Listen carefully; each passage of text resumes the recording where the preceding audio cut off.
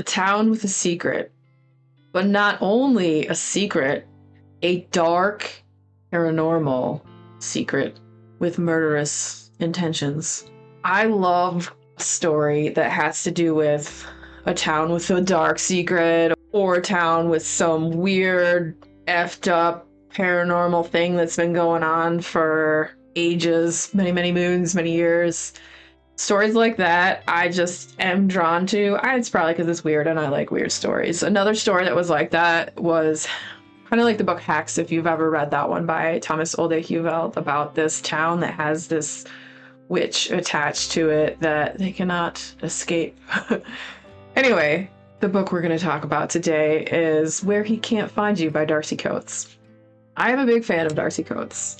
I feel like every book that I've read of hers is fast-paced, highly addictive, and I can't put them down. I haven't read one yet that I haven't felt that I need to know what's happening next. Like every book of hers I've read, I've felt that way. And some of them definitely were better than others. Some of them, like they're good, but they weren't mind-blowing.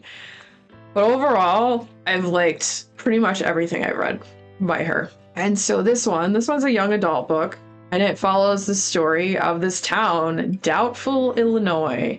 And there's this group of friends there. And they kind of watch out for each other and watch each other's backs because this town has a dark secret. Some people think it's a man. Some people think it's a monster. Either way, there is this killer that resides in town. People aren't sure who it is, but they think they know who it is. That'll make sense as you get more into the story. And it's kind of horrific. People get taken. When they are returned, they don't come back alive, and this man or creature stitches back together these people, but the parts don't go where they're supposed to, and sometimes they're parts from other people, and there's still be big chunks of the body missing. It's really effed up and disgusting and gross and very disturbing. So the people in this town, they don't go out after dark. They try to watch each other's backs and try not to talk about it. Like the superstition of if you talk about something, it'll draw it to you. Like it'll draw this stitcher to you so that you become taken. And the story follows this group of friends.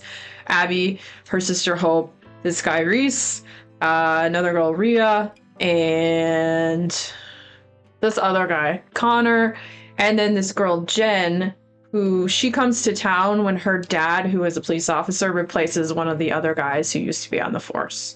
Okay, so it's focused on this core group of friends, and this core group of friends has had people taken over the years from them. And so they have all these rules that they follow, and they consider themselves a group, and they call each other the Jackrabbits. And if they meet up, always go together, always in pairs, never alone, don't go out after dark, and all of this stuff.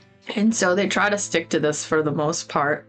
And when someone's about to be taken, stuff gets real weird. And here's the reason why people think it might not be a man. Electrical stuff goes on the fritz. It gets the jitters. That's what they call it. Like cell phones won't work right. They won't send messages. The screen will be all flickery and weird.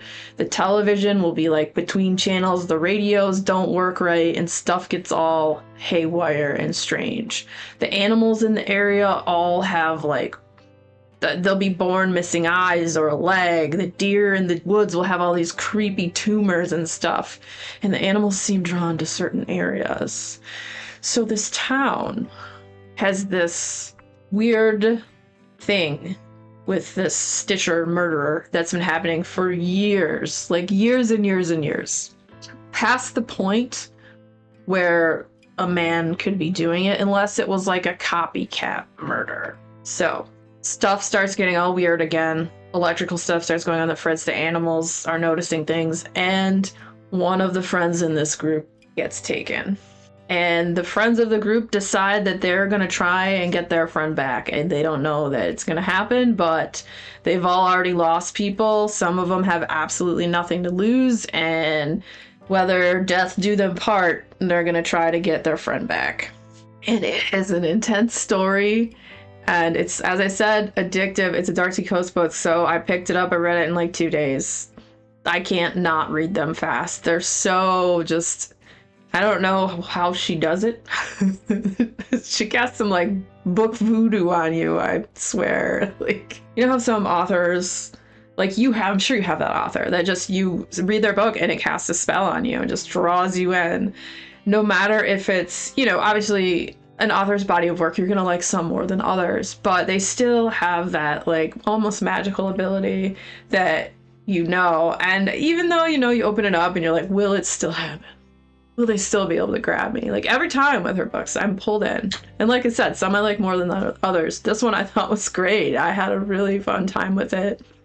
It's creepy, it's weird, it's paranormal, it is scary and deranged, and it's a great freaking book. If you like Darcy Coates, good chance you'll like this book. If you like fast-paced, deranged, weird thrillers, good chance you'll like this book.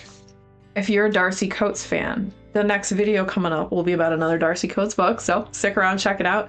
And if you had fun hanging out today, hit that subscribe button, come back, see me again, and we'll talk about more bookish things and weird stuff.